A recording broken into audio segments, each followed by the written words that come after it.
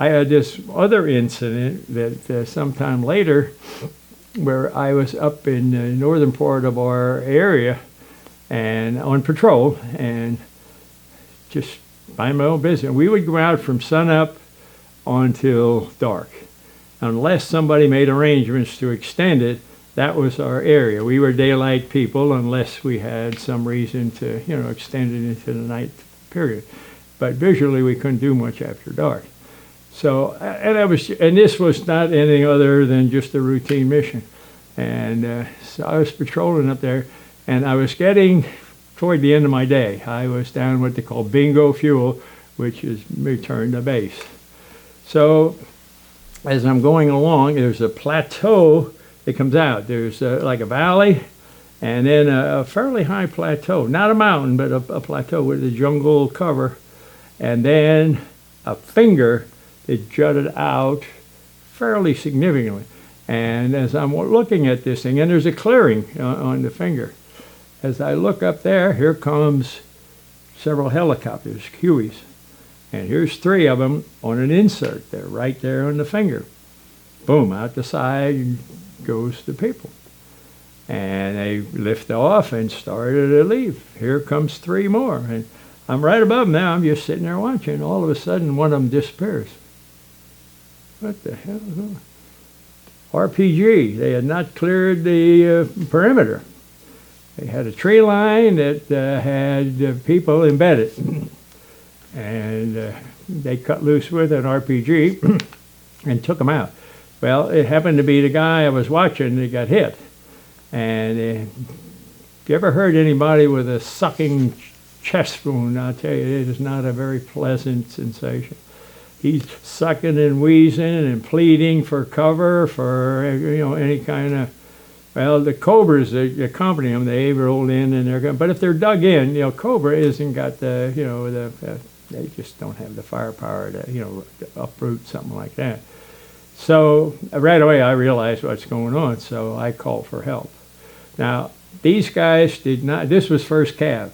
They did not coordinate. They did not let us know, or me or anybody else, that they were going to do that. And no big deal normally, but buddy, at dark or close to it, you just can't get away with that stuff. Somebody's going to be waiting there for that opportunity, and they're going to nail it, which is what happened there. So right away, it gets dark in that jungle area. And, here it may be, let's say, 2 hours at twilight.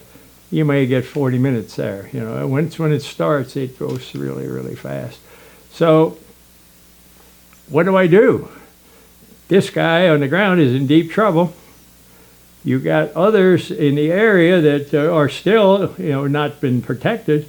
How much bad is there in the wood line? I have no idea. My fuel lights, low fuel lights, are on in the cockpit, or at least some of them. I am at the point where I can barely even think about getting home. I just don't have the gas to go all the way back to my base. So I call immediately for an airstrike with napalm, and it takes about 30 minutes from Bien Hoa to get one on station. And I also called the gunship. We had a shadow patrolling the area. Now, he wasn't right there, so I didn't have him immediately available. So anyway, I called for him, and I got red lights. Like I said, I have the, can you go home and leave people on the ground without trying to do something to protect them? It's a very, very difficult situation. Is my life worth theirs, or theirs worth mine? It's a tough thing to do. So anyway, I called back to the command post, and I told them I can't get back. I don't have the fuel to get back. It's, of course, dark. I said the only base that I can reach on the way home is Song Bay. And I said, I would like, and again, after dark, they pull in the fence. There's no protection, nothing. They all come in behind the wire, because it's hard to protect something out there, like an airfield.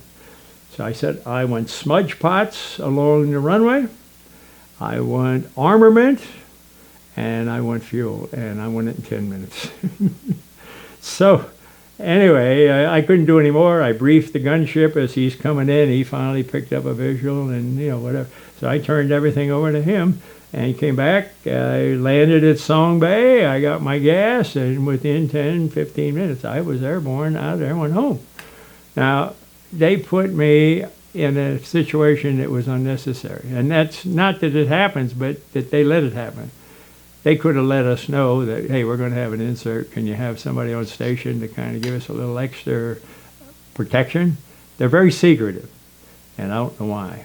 I just, they were, well, I don't know if they were always that way or not, but I had frequent instances where they seemed to do that sort of thing.